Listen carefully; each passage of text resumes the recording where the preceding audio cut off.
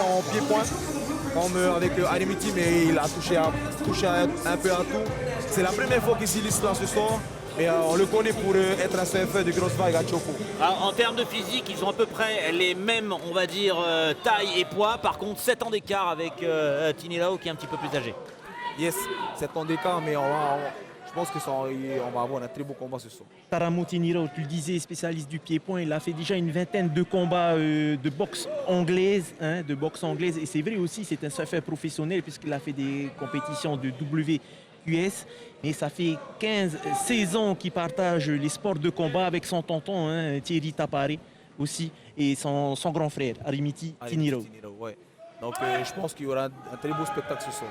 Allez, on est parti avec, dans le coin rouge, Grégory Charles. Et dans le coin bleu, Tinilao, Taramou. Et vous êtes nombreux sur les réseaux sociaux à supporter les boys de Wainé. Les boys de Wainé, en tout cas, Yorana Lerarumat. Et c'est pour vous qu'on fait ce direct depuis 18h. Hey, allez, c'est parti. Avec une opposition de style qui est attendue, puisque Taramou Tinilao, lui, eh bien, c'est vraiment un boxeur à la base. 20 combats, on l'a dit. Il a fait aussi du JJB quand même. Il faut le dire qu'il est quand même ceinture mauve en JJB. Et il a fait quand même 13 ans de JJB et de MMA, il nous dit. Du côté de Grégory Charles, eh bien, on est plus dans le JJB, dans la lutte. Et donc, voilà. Grégory va chercher le sol. Il va chercher le sol. Très belle défense de Taramou qui revient quand même avec des points. Mais Grégo qui essaie de mettre la pression, d'aller le contrôler sur la cage. Très belle opposition des deux côtés. On voit un Taramou Tinilao qui contrôle sa distance et Grégo qui essaie de mettre de la pression. Bon, là, je pense que Taramou il va opter pour un jeu à distance où il va venir travailler sur la jambe avant pour déstabiliser un peu Grégo. Et Grégo qui va devoir rentrer pour travailler son grappling. Et les clés du combat, Tinilao, Taramou qui va devoir essayer de garder le centre pour ne pas se faire coller à la cage. Je pense qu'il va essayer de garder la distance, vous voyez, pour essayer de contrer sur justement les takedowns. Et là, on a une très belle défense en takedown. Et il est revenu tout de suite en boxe. Une bonne défense de Taramou aussi, face aux attaques de Grégo. Grégory, on n'a pas parlé de son palmarès, mais il a quand même été premier au championnat de Polynésie 2020 de JJB. Il était deuxième au championnat de Polynésie 2021 de lutte et il a gagné son premier combat de MMA. Donc c'est quand même quelqu'un qui a déjà de l'expérience malgré son jeune âge, 20 ans. Oui, il a beaucoup d'expérience, surtout en Jiu-Jitsu. Et bon, après Grégo, il est quand même un gars complet. Il s'entraîne tous les jours et il est là pour montrer que ce soir, il est là dans la cage pour montrer qu'il est là pour représenter son équipe TRO MMA. Et en tout cas, pour Taramou, lui aussi, il porte toute une île, Wainé. Ça booste, j'imagine que quand on est là pour représenter son île, ici à Tahiti, dans les combats, on le sait dans tous les sports, ça porte encore plus. Yes. Et vous pouvez voir, là, Taramou, il opte vraiment pour une option assez intelligente où il garde son adversaire à distance avec ses poings et ses pieds. Et il est très calme, il est là, il est posé, il attend que son adversaire fasse l'erreur. Vous voyez, à chaque fois que l'autre il entre, boum, boum, boum. Là. Allez, peut-être une guillotine. Attention, non, ça n'a pas passé. Sacré Taramou. Et Grégory qui est affûté aussi, qui lance les attaques et qui lance le rythme dans le combat. On peut voir ça fuse de part et d'autre là, pour les coups. Bonne défense en tout cas. Excellent les gars, excellent. Wow. Très beau combat, c'est très bonne position des deux combattants, des deux côtés. On a du beau spectacle ce soir, c'est excellent ce qu'il nous montre ce soir. Et justement, toi qui nous as préparé la carte, quelle a été la difficulté? Quelles sont les difficultés de préparer une carte en Polynésie? Les difficultés, c'est au départ, c'est un peu d'aller chercher les bons éléments, de voir un peu qui sont complets dans le combat. Et de ne pas se tromper vraiment sur les adversaires. Pas essayer de prendre des gars qui sont à peu près du même niveau. Et là, ça va, on a une très belle opposition et je suis content de la carte de ce soir. On a quand même de très belles oppositions. Là, Taramou, il nous montre une très belle défense en lutte et il réplique tout le temps en boxe anglaise. Et Grégo, qui est un grimpeur, lui, vient quand même en boxe anglaise. Le but, c'est quand même de créer des combats équilibrés aussi. C'est difficile parfois? C'est difficile, parfois, surtout au dernier moment. Quand il y a des désistements. C'est ce qui s'est passé d'ailleurs aujourd'hui. Il y a eu deux désistements à la dernière minute pour des blessures et pour le poids qui n'a pas été respecté. Donc on a dû changer au dernier moment, mais je pense qu'il y aura quand même de très beaux combats de ce qui va se... Les remplaçants ne sont pas non plus des nouveaux venus. Hein. Il y a Thierry Bonnet par exemple qui a fait un remplacement au pied levé. Voilà, Thierry Bonnet qui est un sacré cœur. Et d'ailleurs, j'aimerais le remercier d'avoir pris le combat à la dernière minute. Contre notre champion quand même, Teddy Newford en boxe anglaise. On sait que ça ne va pas être facile, mais Thierry Bonnet, il aura son épingle à la sortie du jeu. Hein. Il vient du jiu-jitsu et de la lutte, du coup, ça va se jouer sur ça. On verra ça sécher les lourds tout à l'heure, mais en attendant, on revient à ce combat avec Grégory Charles qui a tout intérêt à tenter les takedowns et à aller au sol parce que c'est un champion de lutte et de JJB. Et face à lui, eh bien, on a Taramu Tineraou. Et lui, avec tout l'esprit et le cœur de Huayne, il veut rester debout et frapper. Et il reste encore un peu plus de 2 minutes dans ce deuxième round, comme vous le voyez en bas à gauche de votre écran. On est en catchweight. Catchweight, c'est les moins de 70 kilos. Allez, et notre ami Moussi qui prend la distance un petit peu aussi. Hein. Grégo qui a amené son adversaire au sol. Il va essayer de passer en position montée. Non, il est en contrôle latéral pour l'instant. Moussi, notre Huayne boy. Pour l'instant, on a une demi-garde. Demi-garde, là il passe son side control. Là, avec Moussi qui met le genou là pour stopper le passage. Donc quand tout va se jouer sur ça, on va voir un peu les réflexes de notre Huayne Boys, comment il se débrouille. Et avec Grégo qui va essayer de mettre son jeu là. Et normalement, est-ce que Grégo peut utiliser la cage pour monter sur son adversaire, céder de la cage? Il peut s'utiliser de la cage pour pouvoir monter. Et Taramu là, Taramu qui l'utilise pour pouvoir sortir de cette position le plus vite possible parce que Grégory Charles évidemment est meilleur au sol normalement. Peut-être qu'il va inverser la situation. Ça y est, tous les deux combattants sont debout. Combattants les gars. Sur le debout et ça baigne encore. On peut les féliciter. Et bravo à Taramu qui a réussi à se dépêtrer de cette situation évidemment compliquée face à un lutteur. Est-ce qu'il a marqué des points là-dessus Grégo là il marque des points avec le takedown. Ouais. Après Taramu il a réussi à sortir de la position, du coup il n'y a pas eu de contrôle vraiment en bas. Il n'y a pas eu de side control complet, ou il n'y a pas eu de montée complet, mais Taramu il a eu un très bon réflexe de se relever sur la cage et excellent, good job les gars. En tout cas là on a un très beau spectacle. Un petit rappel sur les critères de notation, Henri, l'agressivité aussi qui est prise en compte. Le contrôle par exemple là, Taramu c'est lui qui contrôle le centre de la cage, hein. Ça compte beaucoup normalement au niveau des juges. Ensuite les takedowns, hein. Après c'est les connotations lutte et jiu-jitsu hein, quand on arrive au sol. Donc un passage, il me semble un passage c'est 2 points si je ne me trompe pas. Et une montée c'est 4 points et par rapport à ça les juges font le compte. Hein. Voilà, du dernier 10 secondes du deuxième round. Et un bel hypercut de Grégo. Les deux combattants qui vont essayer de faire la différence au pied.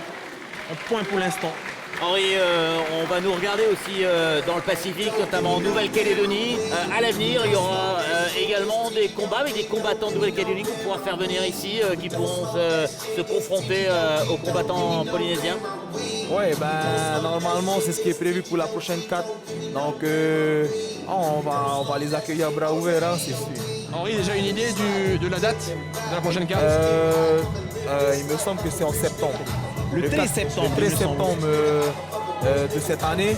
S'il n'y a pas de complications au niveau de la crise sanitaire, on compte essayer de faire venir une équipe de Nouvelle-Calédonie avec une belle sélection de Tahiti en tout cas qui va représenter. J'espère qu'il y aura un professionnel poids lourd en super lourd. J'espère aussi, je serai là en tout cas s'il y a un professionnel en poids lourd, moi je jump dans la cage pour représenter notre île.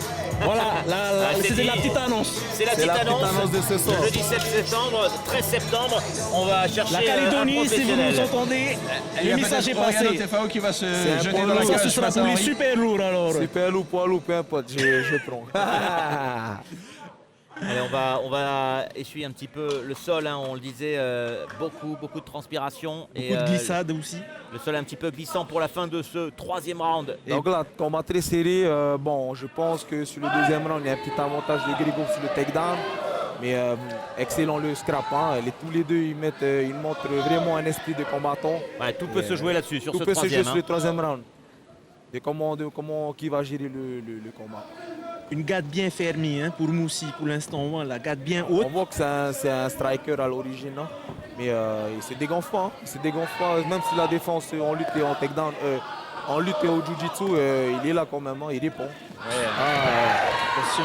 Vous avez vu le changement de niveau hein, de ça a été Grégo, vite, hein. hein. Ouais. Ça a été vite, hein. Il y a eu du strike et boum, on part directement en double legs.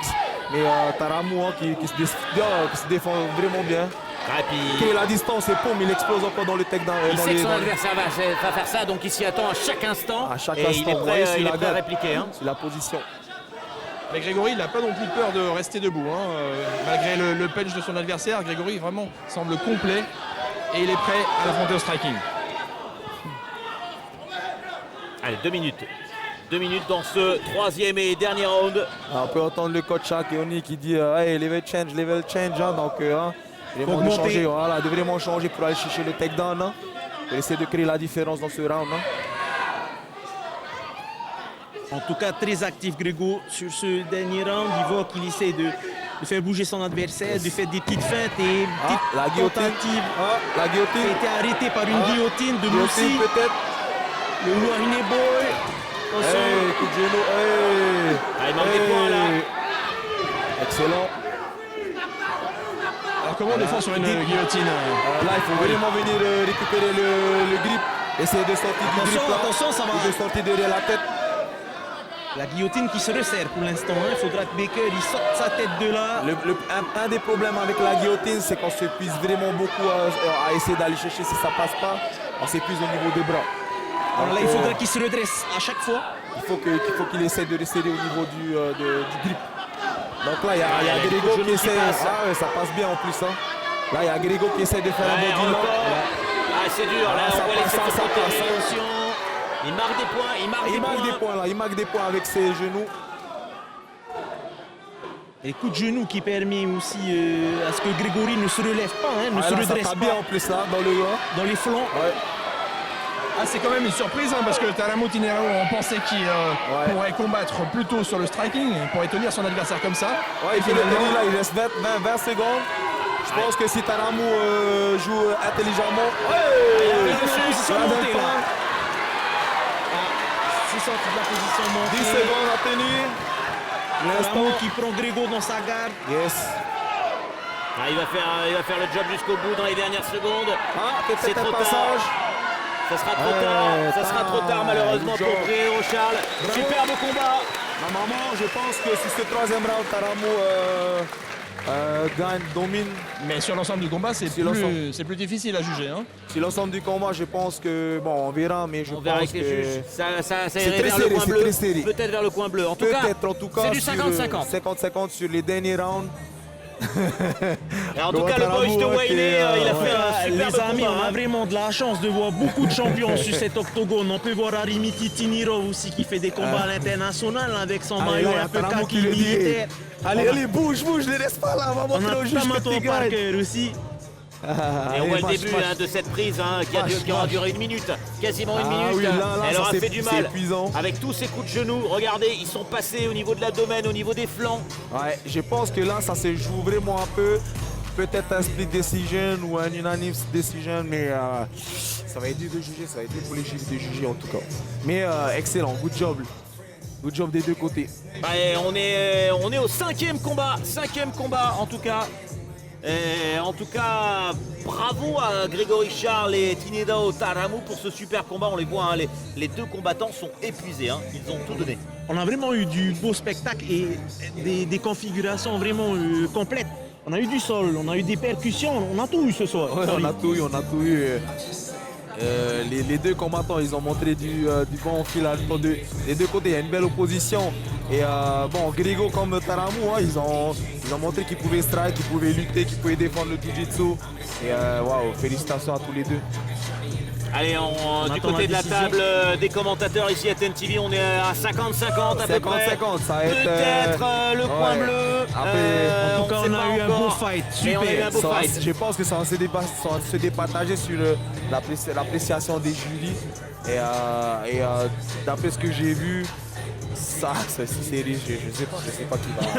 Le suspense, Le en tout suspense cas, est là. Et là, La victoire pour le coin bleu. victoire de Wayne. Ah, C'est la décision des juges. Et c'est la décision On la du juge qu'il respecte. faut respecté. On s'y attendait pas sur celle-là, on s'attendait pas sur celle-là. Et le troisième il a vraiment round, créé en la tout cas, surprise. ouais, il crée la surprise. Super combat. Et on le disait, c'est vraiment ce troisième round qui fait la différence et cette prise dans la dernière minute, cet étranglement Ouais, et je ces pense- coups répétés de genoux. Je pense qu'il a vraiment eu en dip guillotine. Et là, Taramou, il a travaillé intelligemment. Au lieu de rester sur la guillotine, il a contrôlé la guillotine et il a donné des coups de genoux à l'intérieur, quoi, vraiment pour marquer des points. Voilà, Pour marquer des points. Marquer des Et points, c'est marquer des intelligent, esprits. c'est stratégique et félicitations. En tout cas, on est déçus, bien entendu, dans le camp de Grégory. Et ça fait partie du sport. Il y a un gagnant, un perdant, mais en tout cas, pour moi, les deux sont gagnants ce soir, Olivier, Ah oui. parce qu'ils nous ont fait du super spectacle. Oui, il y a un très beau spectacle et pour moi les deux sont gagnants et c'est pas tout le monde qui peut jump, enfin, qui peut aller dans la cage et montrer On va un... tout de suite rejoindre justement Tinilo Taramou qui est avec Mike. Oui, Taramou, félicitations. C'est un beau combat et c'est aussi un combat pour une île. Ouais, je gagnais pour Wayne. Voilà. Tu peux nous parler de ce combat parce que ça a été quand même très serré, plus que serré. Au deuxième round, tu le sentais peut-être pas trop. Ouais, j'ai stressé un peu, c'est mon premier combat. Vu que lui, il avait déjà fait 2 combats. Et voilà, c'était juste ça un peu la différence. Puis il y a aussi une grosse surprise, c'est que Grégory Charles, on sait qu'il est très fort en JJB, en lutte, il est fort au sol. Et finalement, c'est pas sur le striking que tu l'as eu. Ben, mon game plan, c'était de rester en haut et j'ai vu qu'il avait attaqué. Du coup, j'ai défendu, après j'ai eu sa tête pour pouvoir balancer des genoux et pouvoir augmenter mes points, tu vois. Tu l'avais pas prévu, cette guillotine debout? Ben, j'ai cru avoir la guillotine, ben, je crois qu'il a forcé pour l'enlever. Et voilà, j'ai cru que je l'avais eu, quoi. On n'est vraiment pas loin, en tout cas, c'est ça qui t'a permis de gagner le combat. Donc toutes mes félicitations et félicitations aussi à l'ensemble de l'île de Wayne. Wayne. Hi.